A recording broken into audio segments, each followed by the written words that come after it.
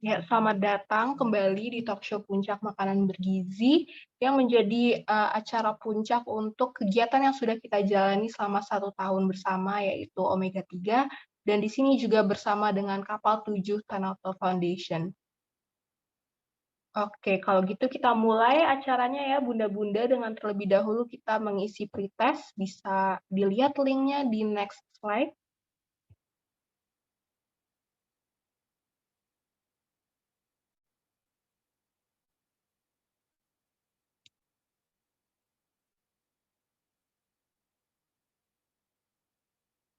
Oke, kita kira-kira waktu mungkin 3 menit.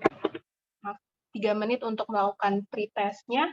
Gampang banget kok, Bun. Cuma ada 5 pertanyaan, benar salah, bisa dibuka formnya, dan dari teman-teman panitia bisa di copy paste ke dalam chat Zoom dan grup WA juga.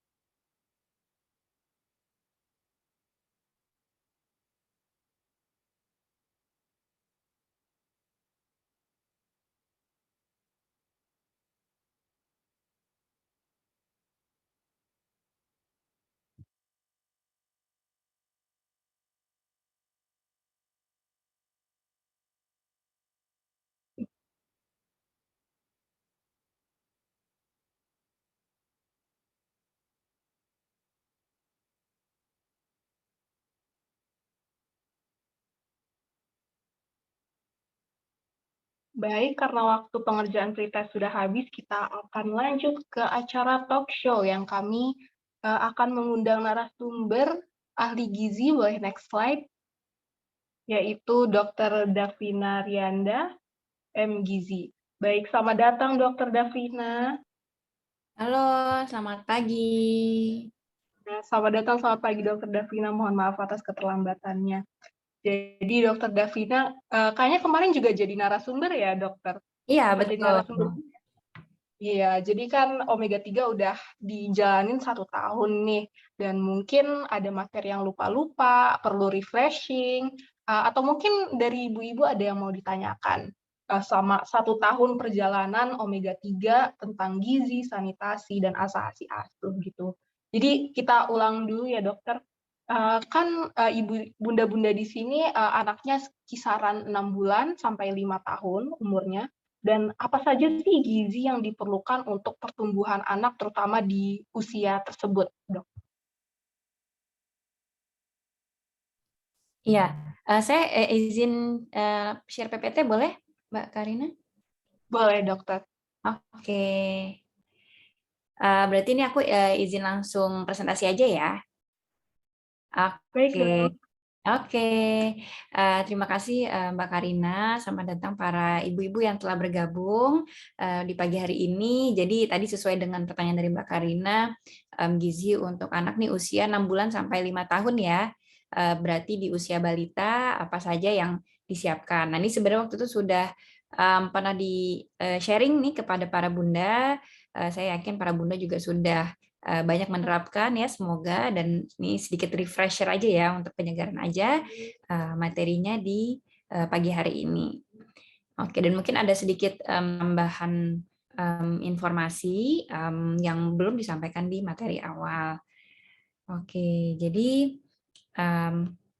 para bunda-bunda di sini sudah pastinya tahu bahwa anak itu punya ciri khas yaitu tumbuh dan berkembang. Dan kalau kita ngomongin pertumbuhan, pasti kita akan ngomongin tentang berat badan, tinggi badan, lingkar kepala yang terjadi karena adanya nambah nih jumlah sel dalam tubuhnya. Akhirnya kelihatan, oh beratnya nambah, oh tinggi badannya nambah, oh lingkar kepalanya bertambah. Apalagi di usia balita yang memang pertumbuhannya sangat cepat dibandingkan nanti setelah balita ya. Kalau di usia SD biasanya nggak secepat waktu masa balita. Jadi memang ini masa-masa pertumbuhan yang paling cepat. Oleh karena itu, kita harus tahu apa saja yang mempengaruhi penambahan berat badan dan tinggi badan ini ya, dan juga lingkar kepala sebagai penanda pertumbuhan. Nah, untuk berat badan misalnya ini menandakan kondisi gizi dalam jangka pendek. Jadi kalau misalnya diare, itu pasti yang terpengaruh paling cepat itu adalah berat badan. Terus kalau anaknya juga makannya lebih giat gitu ya, yang paling pertama kelihatan itu adalah penambahan di berat badan.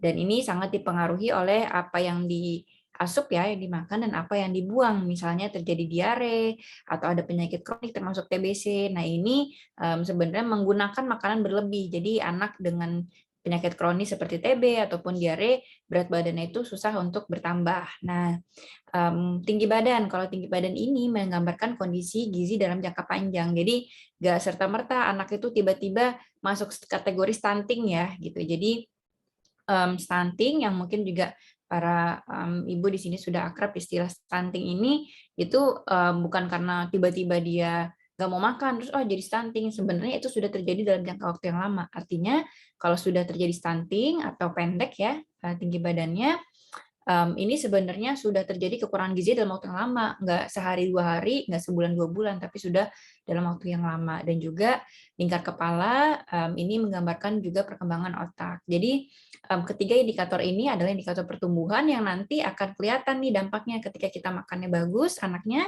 maka berat badan, tinggi badan, dan lingkar kepalanya akan sesuai dengan kurva pertumbuhan.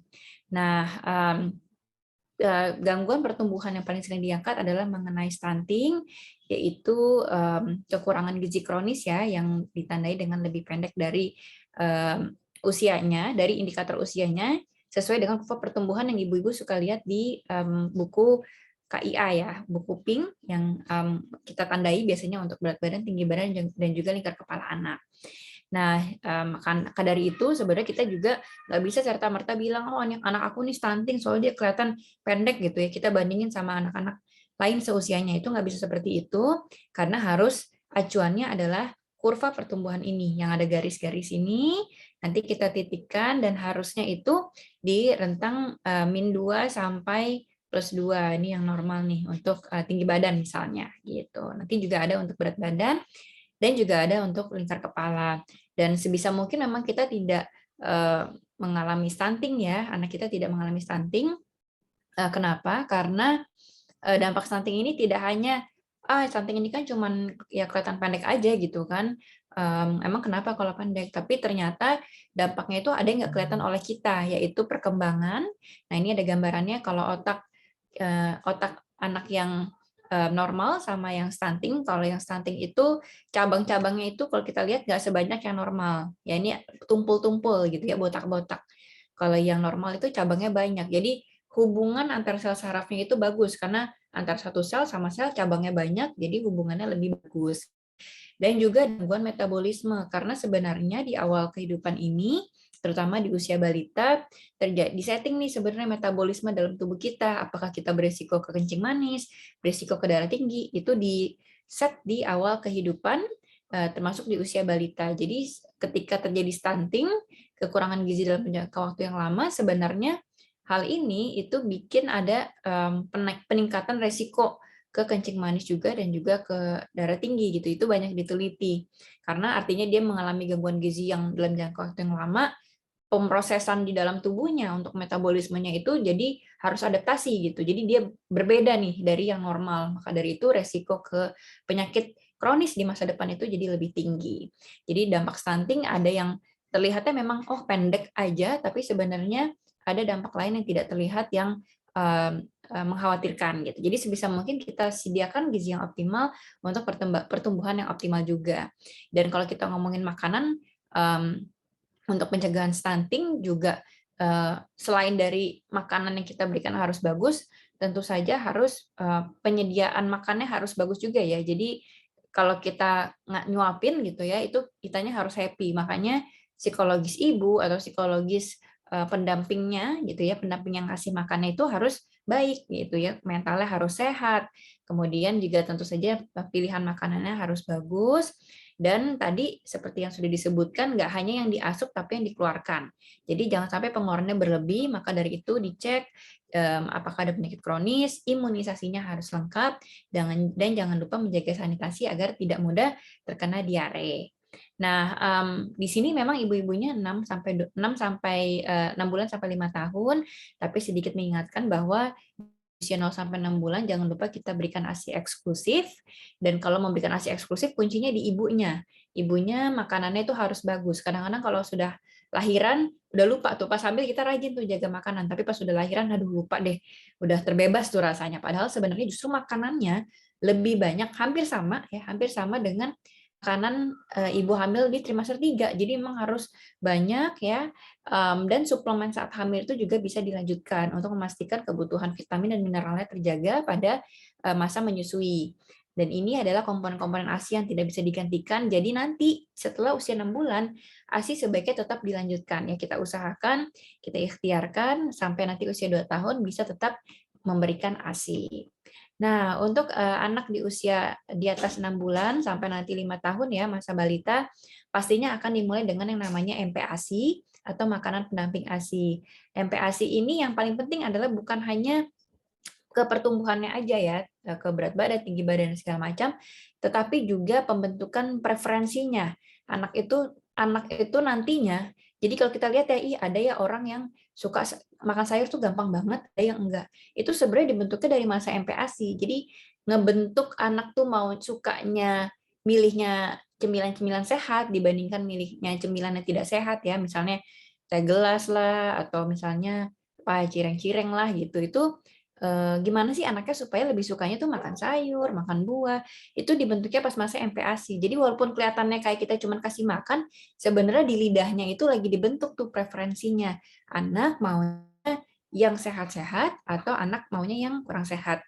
Seperti yang kita juga rasakan bahwa yang sehat ini kadang-kadang yang kurang sehat itu tampak lebih menggiurkan. Tapi kalau misalnya kita dari awal, pas masa MPASI ini udah disetting lidahnya itu biasa sama yang sehat, maka dia tidak akan tergiur oleh makanan-makanan yang tidak sehat, seenak apapun itu. Gitu. Jadi semoga ini juga jadi tambahan motivasi bagi para ibu untuk mendukung MPASI anak yang sehat. Dan 4 prinsip MPASI sekali lagi saya penyegaran ya gitu. Jadi yang pertama harus tepat waktu, setelah usia 6 bulan harus langsung dimulai ya. Ini contohnya untuk zat besi aja dari yang sebelumnya itu di ASI hanya menyediakan 0,3 mg dan di usia 6 bulan itu langsung naik kebutuhannya sampai 11 mg. Ini kan jauh sekali ya. Jadi itu harus dicukupi dengan yang namanya MPASI. Dan selain zat besi contohnya, nah ini untuk kebutuhan energi aja. Kan energi kan dibutuhkan bukan hanya untuk beraktivitas, tapi untuk menambah berat badan juga, tinggi badan juga. Ini udah nggak bisa nih full dari ASI gitu ya, harus ditambah dengan dari MPASI. Dan nggak bisa juga hanya susu ya, kadang-kadang nggak bisa, anaknya susah makan, kasih aja susu gitu. itu nggak bisa seperti itu, karena sekali lagi ini adalah masa pembentukan preferensi. Kalau kita sering dikasih susu, nggak dibiasain ngunyah gitu ya, nanti anaknya ngemut ya, kebiasaan jadi ngemut. Terus juga pilihan makanannya maunya itu-itu aja, karena nggak dibiasakan variasi makanan MPASI gitu. Nah, yang kedua, adekuat atau mencukupi dari segi frekuensi, dari segi jumlah, dan juga dari segi konsistensi. Dan dari segi jumlah, jangan lupa pada akhirnya kita kepinginnya mencapai gizi seimbang. Ada makanan pokok, lauk pauk, sayur-sayuran, buah-buahan, dan juga minuman yang sehat ya. Itu air putih ya nantinya gitu. Dan kalau memang masih masa MPASI ini kan pasti masih tetap didampingi oleh ASI ya gitu. Jadi dari segi frekuensi juga mencukupi, bisa nanti dilakukan secara bertahap peningkatannya. Jadi awal-awal makannya hanya 2 sampai 3 kali sehari, dan mungkin awal-awal belum pakai cemilan nggak masalah, belum dikasih selingan gitu ya, nggak masalah, nanti ditambahnya pelan-pelan aja. Terus nanti di usia 9 sampai 11 bulan itu 3 sampai 4 kali per hari makannya, kemudian bisa ditambah dengan 1 sampai 2 kali makan ringan, sama di usia 1 tahun ke atas juga, dan termasuk juga di atas 2 tahun. Nah, ini catatannya, jadi awal-awal MPASI itu sebenarnya hanya 2 sampai 3 sendok makan aja, jadi nggak perlu langsung satu piring, kita kebayanginnya langsung satu mangkuk gitu ya, padahal sebenarnya kebutuhannya belum sebanyak itu, gitu, lambungnya juga masih kecil, jadi 2 sampai 3 sendok makan aja, kita naikkan nanti di 9 bulan, sudah bisa setengah mangkuk, yang 250 mili itu, nah nanti di usia 1 tahun ke atas itu sudah bisa sampai satu porsi mangkok 250 mili gitu. Jadi dinaikinnya bertahap, pelan-pelan aja. Kalau anaknya udah kelihatannya lahap nih, tambahin dikit gitu. Dan sediakan porsi makanannya itu sesuai dengan kebutuhannya gitu ya. Kita nggak perlu kita lebihin gitu ya. Selain itu menambah sampah makanan. Nah, sisa-sisa makanannya ini juga jadinya kadang-kadang kita tuh sebagai ibu-ibu ada tekanannya gitu kayak aduh ini kok nggak habis gitu ya. Padahal sebenarnya kita udah lebihin juga porsinya. Jadi diberikan porsinya itu secukupnya saja. Nah, ini untuk dari segi teksturnya, yang awalnya masih yang lembut banget ya, kita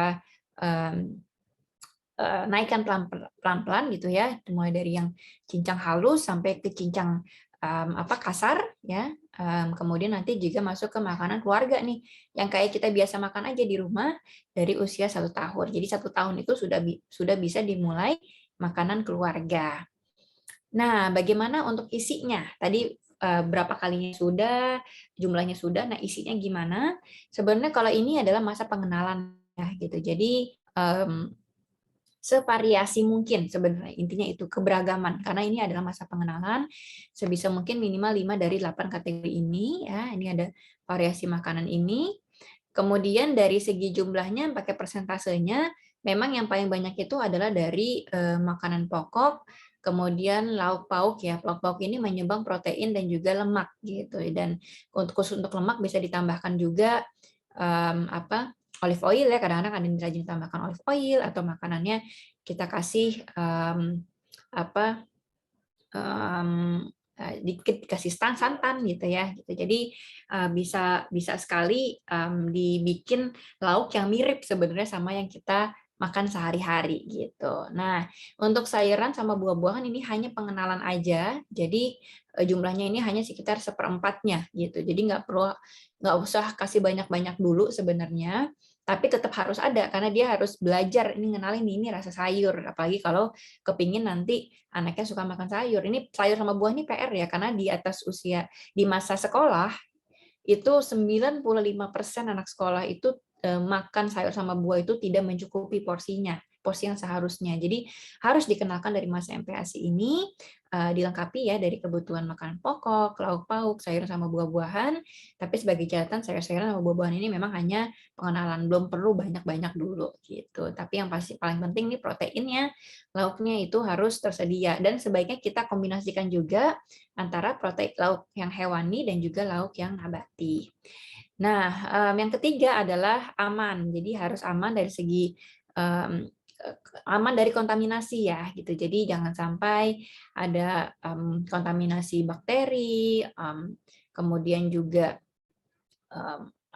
mikroorganisme yang bisa bikin diare Gitu. Nah, gimana caranya saat kita masak, sebelum kita masak kita cuci tangan, saat kita penyajian juga kita cuci tangan, anak juga cuci tangan, karena anak-anak kan pengen juga kadang-kadang ngeraup gitu ya. Jadi anaknya juga harus cuci tangan. Nah, dan jangan lupa alat-alatnya harus dipastikan kebersihannya, termasuk alat memasak juga. Yang keempat adalah appropriate. Nah, ini sesuai dengan pemberian makan yang responsif. Nah, pemberian makan yang responsif ini sangat didengungkan. Kenapa? Karena dari WHO ini sendiri sudah menyebutkan nih, WHO itu adalah Badan Kesehatan Dunia, sudah menyebutkan bahwa asupan makan yang tidak mencukupi pada anak lebih sering karena pemberian makannya yang tidak tepat. Jadi, harusnya pemberian makan ini adalah masa-masa yang penuh dengan kasih sayang, happy gitu ya, harus happy. Bayangin aja kita juga kalau nggak happy hatinya gitu, kita kan makan jadi rasanya males gitu ya. Jadi kalau kita happy kan makan semangat, makan sayur sama buah jadi lahap. Jadi sama nih sama anak juga harus gitu. Anak kalau tambah dipaksa, dia tambah nggak mau. Jadi yang dibolehin adalah kita mengajak. Kadang-kadang juga kita suka getol tuh, aduh tinggal 1 sampai 2 suap nanggung, kita paksa deh anak kita bohong-bohongin, misalnya itu tuh apa tuh, ada burung lewat, nanti anaknya nganga dikit langsung bluk gitu ya. Itu hati-hati kalau anak sering ditipu juga gitu, anak tuh jadi trauma gitu, aku nggak mau buka mulut nanti aku suka ditipu-tipu gitu. Anak pinter, jadi jangan underestimate anak, dan dia sangat mudah beradaptasi, apalagi kalau kita sering bohong-bohongin gitu ya. Jadi itu kita hindari banget gitu. Dan kalau misalnya nanggung 1 sampai 2 suap belum ini ya nggak masalah gitu, itu nggak perlu anak habiskan. Kenapa? Karena anak yang menentukan seberapa banyak yang dimakan. Sementara orang tua yang menentukan apa yang dimakan, kapan dia makannya, dan di mana dia makan. Jadi kalau misalnya memang nggak habis, padahal kita ngerasanya makanannya masih kurang, kita ganti makanan lain. Atau kita ganti suasananya. Kita ganti kapan dia makan, kita ganti di mana dia makan. Jadi ini yang boleh kita ganti-ganti, dan jangan paksa anak untuk menghabiskan kalau dia memang sudah tidak mau. Makanya kalau misalnya, nah karena orang tua itu menentukan apa yang anak makan, makanya kalau anak mintanya mau minum teh, anak mau nyemil-nyemil apa, itu sebenarnya bukan anak yang harus nentuin, orang tua yang nentuin gitu. Jadi kita yang bilang, oh yang itu tidak sehat, kita makannya yang lebih sehat aja ya, makannya buah aja ya gitu. Itu adalah kewajiban dari orang tua. Dan pengaturan jadwal makan itu juga harus, karena dalam pemberian makan yang meresponsif ya, artinya kita merespon terhadap kebutuhan anak, hatinya anak gitu. Jadi kalau anak lagi kenyang, kita kasih makan, ya kita gimana ya, kita juga kenyang, kita dikasih makan juga kita kan pasti nggak mau gitu ya, aduh udah deh, udah kenyang gitu ya, udah penuh, udah begah. Nah ini sama anak juga gitu. Jadi anak itu kita harus responsif terhadap sinyal-sinyal anak, ini anak lapar atau kenyang. Kalau anak belum bisa ngasih tanda, yang paling penting adalah kita kasih jarak. Kalau anaknya agak susah makannya, berarti kasih jaraknya 3 jam tuh. Bahkan termasuk pada susu. Nah, susu tuh juga harus dikasih jarak 3 jam kalau memang anaknya tipenya agak sulit makan ya, lagi agak sulit makan. Dan tadi ya komposisi yang tadi dan semua upaya-upaya yang tadi itu akan transisi menuju ke isi piringku nanti saat dewasa nanti. Setelah MPASI, saat balita, ini hampir mirip dengan isi piringku ya, sepertiganya makanan pokok, sayurannya sama proteinnya, tapi di sini memang lauk pauknya masih lebih banyak gitu ya, karena kebutuhan untuk pertumbuhan. Jadi sekitar 35%, dan juga nanti sayur-sayur sama buah-buahannya 30%. Nantinya setelah di usia 5 tahun, masuklah ke isi piringku ini, sepertiga sayuran, sepertiga makan pokok, lauk pauk, dan buah-buahan. Nah nanti misalnya sudah bisa mencapai isi piringku ini sebelum nanti selesai balita, nggak masalah juga gitu, karena memang ini persentase itu kalau dari Kementerian Kesehatan kita pakai yang ini terus ya gitu ya, ini selalu. Tapi memang kadang-kadang ada balita yang ada yang harus ngejar berat badan sama tinggi badan. Nah, kalau ada PR ngejar berat badan sama tinggi badan, maka kita banyakin proteinnya. Tapi kalau sudah oke, nggak masalah, kita sudah bisa masuk balik ke isi piringku dari Kementerian Kesehatan seperti ini, gitu. Yang sudah kita bahas di awal ya. Nah, sedikit nambahin nih Natari tentang kalau makannya susah. Jadi kalau makannya susah, apalagi di usia, kita lihat ya, di usia 6 bulan, 0 sampai 6 bulan, naiknya kelihatan nih, naik gitu ya. Tapi pas di usia 6 bulan ke atas, kenaikan pertumbuhannya itu nggak secepat awal, em, dan salah satunya diduganya itu karena memang karena secara biologis juga seperti itu, tapi ada yang tiba-tiba jadi jauh lebih susah gitu ya naiknya gitu, dan itu harusnya tidak seperti itu gitu, karena tetap harus ada kenaikan walaupun memang nggak sedrastis awal. Nah, untuk yang naiknya itu nggak sesuai dengan yang seharusnya, itu ibu-ibu sebenarnya kita perlu fokus dulu gitu ya. Kita perlu tenang dan fokus gitu. Jangan panik karena kalau udah panik, khawatirnya nanti proses pemberian makanan itu tidak happy lagi gitu. Jadi satu yang mau saya tekankan bahwa kadang-kadang memang ada perkembangan normal anak, anak ada periode singkat mogok makannya, anak enggan mencoba makanan baru yang memang naluriahnya gitu ya.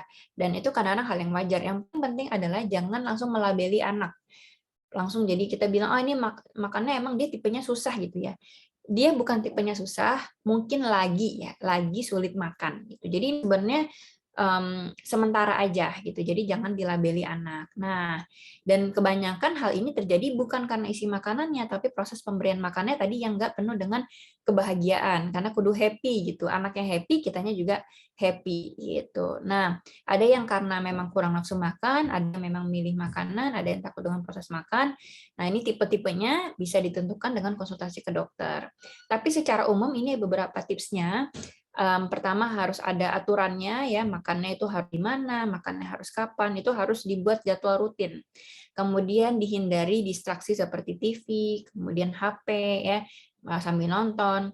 Kemudian anak tuh makannya harus nyaman, jadi dia kan harus dibiasakan duduk di tempat ruang makannya gitu ya. Jadi kalaupun dia harus duduk, dia pakai kursi yang sesuai dengan ukuran anaknya, dia harus nyaman, kemudian kasih jarak 3-4 jam ya, bahkan bisa sampai 4 jam kalau memang tipe anaknya itu yang yang kurang nafsu makan gitu ya. Jadi harus dikasih jarak ya minimal 2 jam gitu ya. Bisa ke 3, bisa ke 4 jam juga. Dan terakhir, nah ini terakhir ini jaga sikap netral. Jadi kalau kita makan tuh kita nggak perlu kelihatan terlalu semangat, jangan kelihatan juga terlalu cemas. Jadi kayak biasa aja gitu, kayak oh ya udah kalau emang lagi nggak dihabisin, oh oke ya udah nanti kita coba cari deh makanan lain gitu. Oh ya nanti kita tambahin deh pasti makan siang misalnya gitu. Jadi jaganya sikapnya itu netral, senetral mungkin. Kemudian sebisa mungkin memang tetap batasi waktu makannya gitu. Jadi kalau di mood gitu ya. Jadi kalau udah 30 menit oke kita break dulu. Nanti mungkin kita coba dibikin makannya lagi, mungkin dia nggak tipenya 3 makan besar, mungkin harus dibagi jadi 4-5 kali.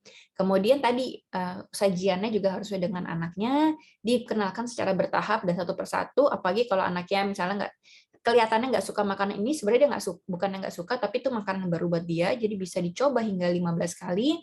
Ajak anak makan mandiri. Kalau anak lagi susah, lagi sulit makan, coba dia diajak makan mandiri, entah itu dia megang sendok sendiri atau dia ngegrauk sendiri gitu ya. Dan nggak apa-apa kalau berantakan, jangan sedikit-sedikit dilap gitu ya. Biar dia enjoy dengan menikmati proses makan itu. Oke, baik. Itu materi penyegaran dari saya. Semoga bisa bermanfaat untuk para bunda semua. Terima kasih. Wassalamualaikum warahmatullahi wabarakatuh. Baik, Waalaikumsalam warahmatullahi wabarakatuh. Terima kasih banyak Dokter Davina. Jadi kita udah belajar kita udah belajar betapa pentingnya gizi dan juga bagaimana memantaunya, yaitu dengan buku KIA ya. Kita tidak bisa sembarang membandingkan dengan anak-anak lain apakah udah pendek atau lebih tinggi, tapi harus kita pantau progresnya di buku KIA, dan juga tadi udah diberikan kiat-kiat praktis nih untuk meningkatkan nafsu makan anak. Baik, terima kasih banyak Dokter Davina atas pemaparannya. Selanjutnya mungkin Dokter Davina ada kegiatan, kita berikan terlebih dahulu sertifikat ucapan terima kasih dari kami sudah bersedia menjadi narasumber di acara talk show ini. Boleh di-share screen untuk sertifikatnya? Baik, untuk panitia Pupdok bisa tolong screenshot.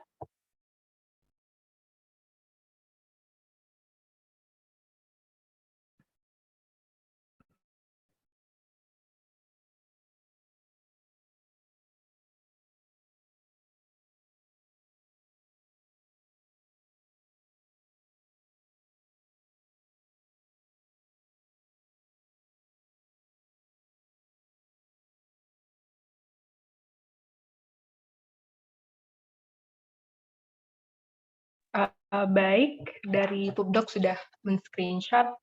Oke, selanjutnya kita terima kasih kepada Dr. Davina sudah boleh live dari Zoom. Kita akan lanjut ke sesi berikutnya, yaitu sudah mengundang ya, Saif ya. ya terima kasih juga Dr. Davina sudah bersedia menjadi narasumber. Baik, selanjutnya kita akan ke agenda yang mungkin ditunggu-tunggu ya sama ibu-ibu, yaitu kita akan mengumumkan siapa nih pemenang dari lomba masak yang sudah diadakan 1 minggu sebelumnya. Baik, dari teman-teman panitia bisa mulai share screen nih, kita mulai dari juara 3.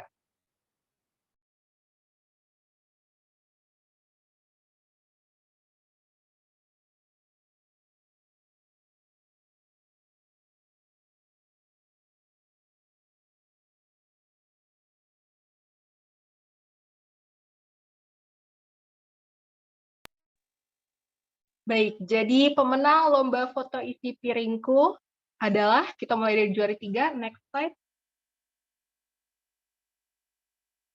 Next slide, adalah Ibu Tini Kartini. Wah, ini keren banget sih. Ada smiley face, ini dibuat dari nasinya pula. Wah, keren banget. Apakah Ibu Tini Kartini ada di Zoom sekarang? Sepertinya tidak ada di Zoom. Kalau begitu nanti dari panitia akan langsung mengkontak Ibu Tini Kartini terkait hadiahnya. Bisa next untuk pengumuman juara 2. Dan juara 2 dimenangkan oleh Ibu Leni dengan skor 1760. Baik, apakah Ibu Leni ada di Zoom sekarang?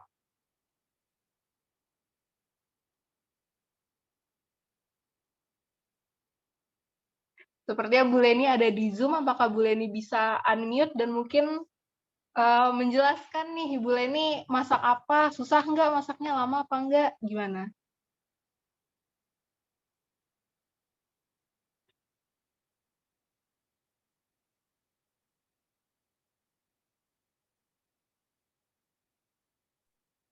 Ya, Nah ya, selamat pagi Bunda Leni. selamat pagi. Iya, selamat ya Ibu sudah pemenang jadi juara 2 untuk lomba masak kemarin.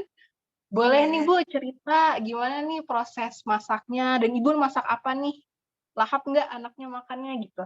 Gimana? Boleh cerita-cerita Bu Leni? Itu ada telur di dadar, tumis, buncis sama wortel, sama tahu. Sama minumnya susu, buahnya pisang. Oke, makasih Bunda Leni. Ya bisa dilihat ya ini bisa dibilang lengkap ya, ada karbohidratnya dari nasi dan protein dari telur dan tahu, dan juga vitamin dan mineral dari susu dan pisangnya. Makasih banyak Bu Leni atas kontribusinya dan selamat pemenang juara 2 Ibu Leni. Terima kasih. Ya, makasih Bu Leni. Selanjutnya Ya. kita akan mengumumkan untuk juara 1. Next slide. Oke, untuk juara 1, pemenangnya adalah next, Ibu Diaze. Oke, wah pakai nampannya lucu banget ya. Apakah Bu Diaze ada di Zoom sekarang?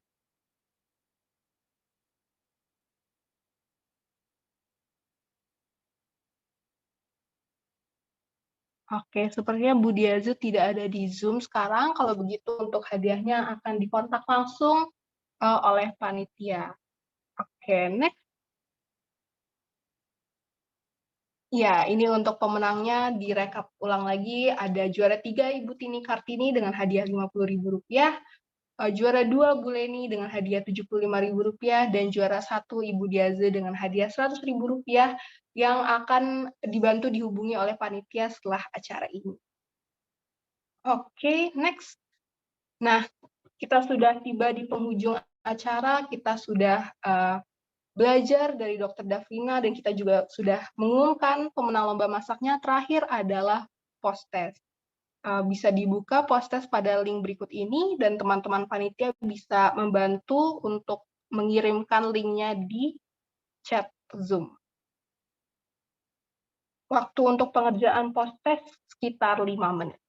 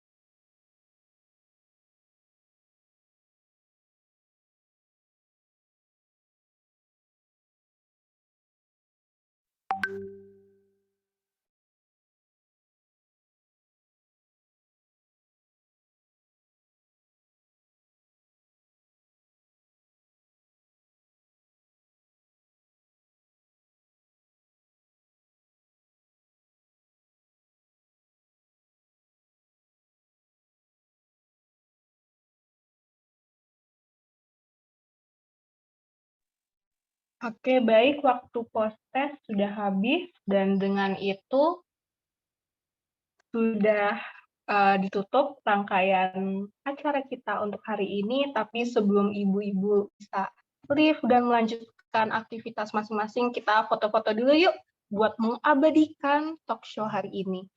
Boleh ibu-ibu yang bisa menyalakan video untuk menyalakan video, bila tidak bisa kasih reaction-nya, dan dipersilakan kepada panitia Pupdok untuk mengarahkan fotonya.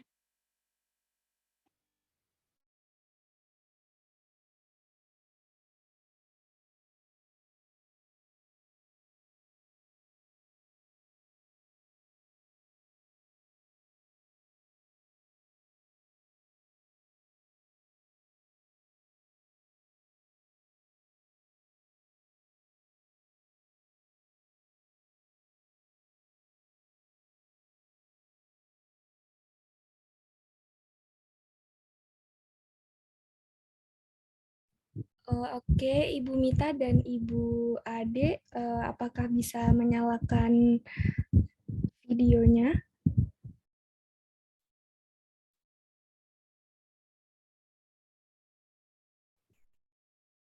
Sepertinya tidak bisa ya, jadi mungkin bisa saya langsung potret saja. Siap ya Ibu, 1, 2, 3. Oke, lagi ya Bu, satu lagi, mungkin gaya bebas. Oke, 1, 2, 3. Oke, sudah.